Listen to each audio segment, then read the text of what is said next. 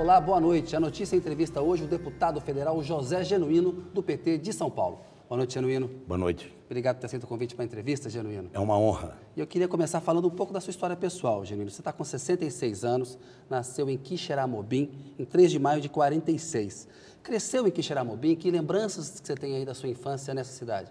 Fui trabalhador rural, trabalhei na seca de 58 com meu pai, que eu tinha 12 anos, saí para estudar como sacristão do padre que celebrava a missa no Encantado, que é o distrito próximo do lugar que meus pais moram até hoje. Meu pai é pequeno lavrador, é aposentado do INSS e minha mãe é professora primária. Tenho 11 irmãos, eu sou o mais velho. E você saiu para morar lá com o padre, para ser sacristão, para estudar? Eu saí para morar com o padre para estudar, porque eu tinha direito à comida e à moradia. Depois eu fui para Fortaleza em 64 para fazer o colegial. Você teve vontade de ser sacerdote, por exemplo? Chegou a pensar nisso? Não. Eu fui sacristão. Trabalhava com o padre, dirigia o carro do padre, ajudava nas missas, com a função de aproveitar para estudar, porque minha missão era sair da roça para estudar. Aí em Fortaleza eu fiz aquele artigo 99, que era o colegial em 3 anos, em 64, em pleno golpe, quando eu participava daquele ambiente político e cultural. Você já estava no movimento estudantil nessa época? Muito de leve, o movimento secundarista de 64, mas eu não era liderança nem dirigente. Eu fiz o 99, entrei num concurso para funcionário da IBM. Fazia o que na IBM? Eu era operador de computador, o famoso computador 1401, depois o /360, quando eu era funcionário da IBM. Aí eu entrei na faculdade, filosofia, depois direito. Estudo em Fortaleza. Estudo em Fortaleza. Quando eu entrei na faculdade de filosofia, eu fui eleito presidente do diretório acadêmico.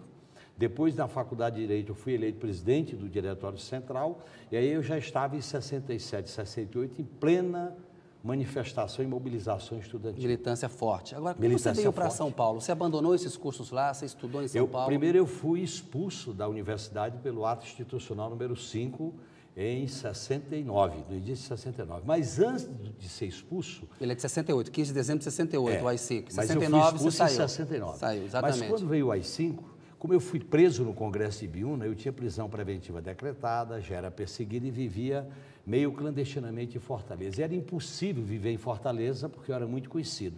Aí eu vim morar em São Paulo, vinculado ao Partido Comunista do Brasil, clandestinamente. Em São Paulo eu fiquei 1 ano e meio na União Nacional dos Estudantes, com Ernestina, Helenira. E em julho de 70 eu fui para o Araguaia, fiquei 2 anos na roça, trabalhando como lavrador na preparação da guerrilha. Da guerrilha do Araguaia. Mas você tinha treinamento militar também nessa época, né? Tinha a gente trabalhava na roça, fazia treinamento militar e se preparando para resistir à ditadura militar dentro da proposta da guerra de guerrilha, da guerra prolongada. Como é que você foi parar no PCdoB e por que você aderiu à luta armada, Genuíno? Em primeiro lugar, o PCdoB era uma organização revolucionária muito forte no Ceará. E eu tinha uma origem na igreja, mas a minha origem na igreja, que eu convivi muito com o Frei Tito, que eu guardo lembranças muito fortes.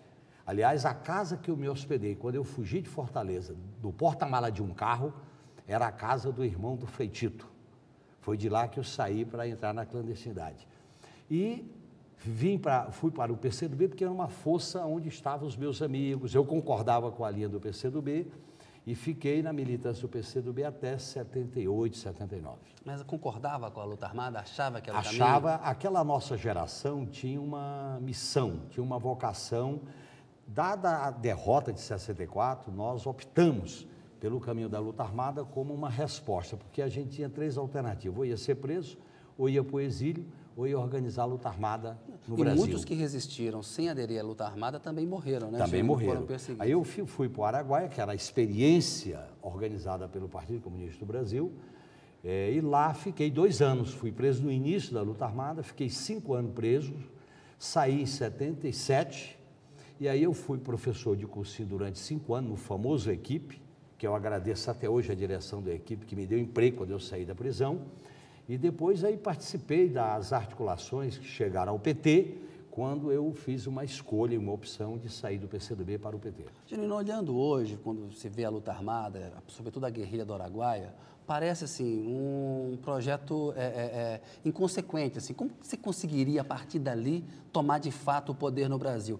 Naquela época, vocês tinham uma dimensão de que seria uma luta muito inglória, seria muito difícil, ou vocês achavam que realmente, a partir dali, vocês criariam um foco, o povo participaria e vocês tomariam o poder? Nós somos sobreviventes de uma geração que gostava de correr o risco.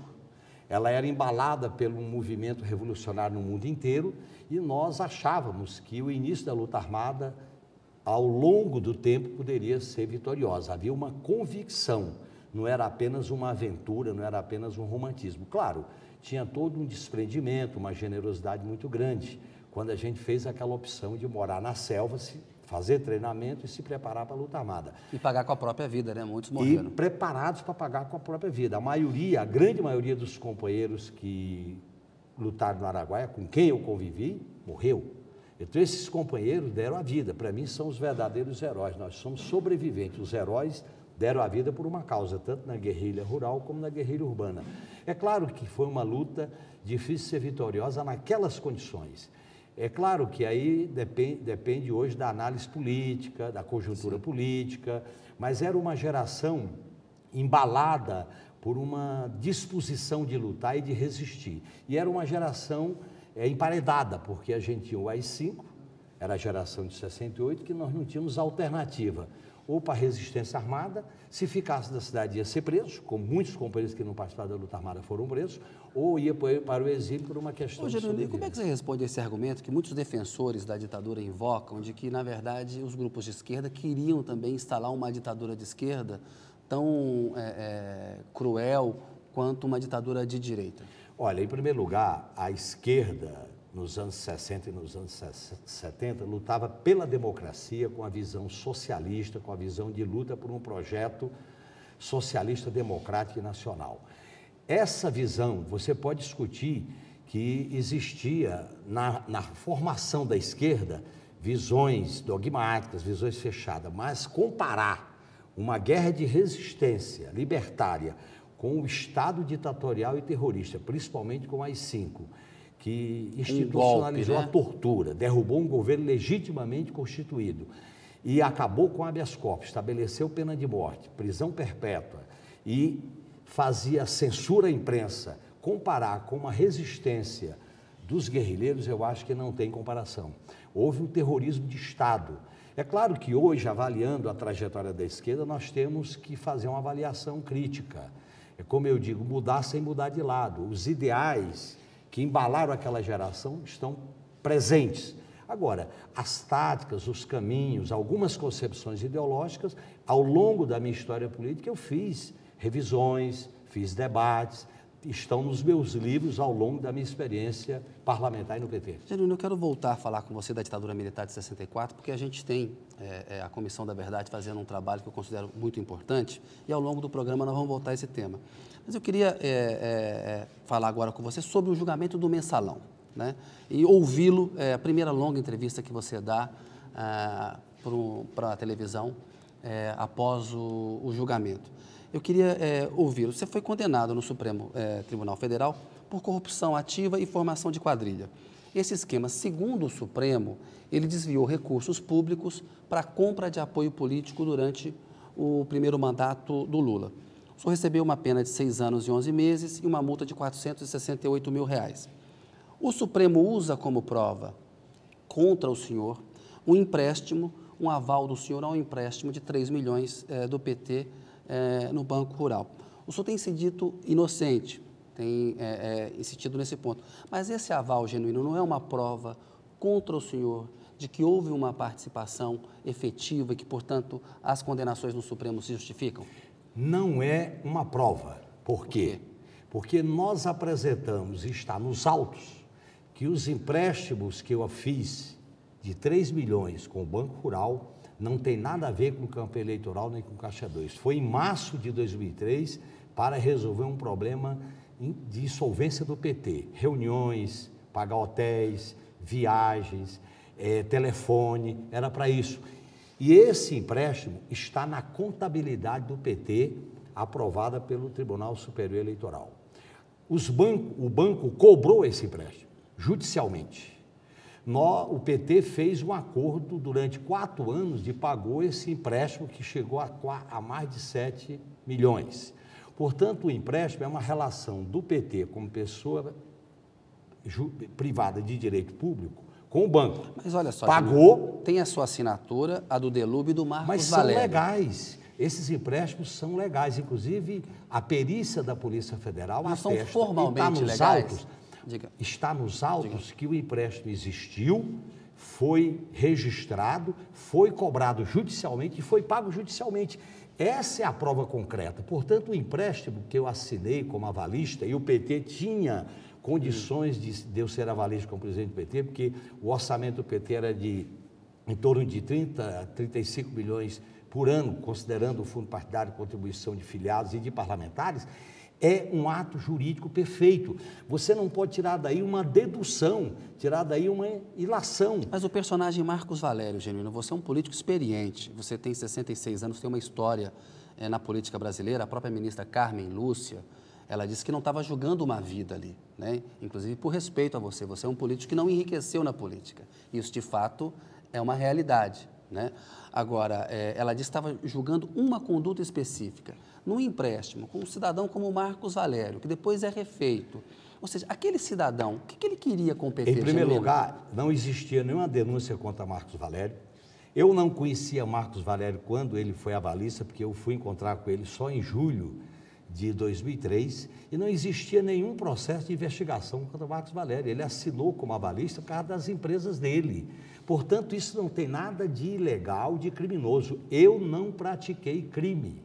E a outra denúncia que se acrescenta a essa é a tese denúncia do Roberto Jefferson, que eu participava de articulações políticas. Isso. Claro, era a minha missão fazer articulação política, fazer alianças, buscar apoio no Congresso para aprovar as propostas do governo, que era a reforma da Previdência, reforma tributária, Estatuto do Desarmamento, Lei das SA, Estatuto do Idoso, e o governo não tinha maioria no Congresso. Mas nessas reuniões, não se decidia, por exemplo, uma ajuda financeira para o então PL, não para existia. o PTB? Olha o próprio bem, Roberto Jefferson fala, o PT era prometeu acordos dinheiro. políticos. O Roberto Jefferson diz, e tanto na CPI como em juízo, que ele fez um acordo eleitoral com o PT para a eleição de 2004.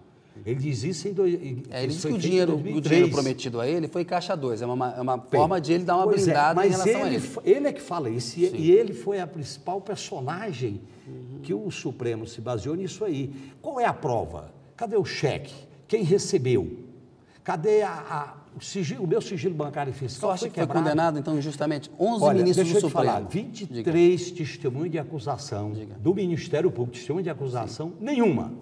Fala qualquer coisa de relação comigo, com as empresas de Marcos Valério. Nem me conhecia, nunca me vi em banco, coisa nenhuma. Eu fazia parte das articulações políticas, das alianças, para sustentar o projeto vitorioso do governo Lula. Portanto, eu respeito e cumprirei as decisões do Supremo, mas vou discutir até o fim. Eu não pratiquei crime, sou inocente e considero uma injustiça, porque foi uma tese denúncia colocada por um ex-aliado que virou adversário. Essa tese de denúncia foi encampada pela Procuradoria-Geral da República, que durante 8 anos não investigou concretamente essa movimentação. Kennedy, Diga. 513 deputados. Se alguém tivesse recebido dinheiro para votar a favor do governo, isso tinha aparecido, não apareceu um, com tudo quebrado.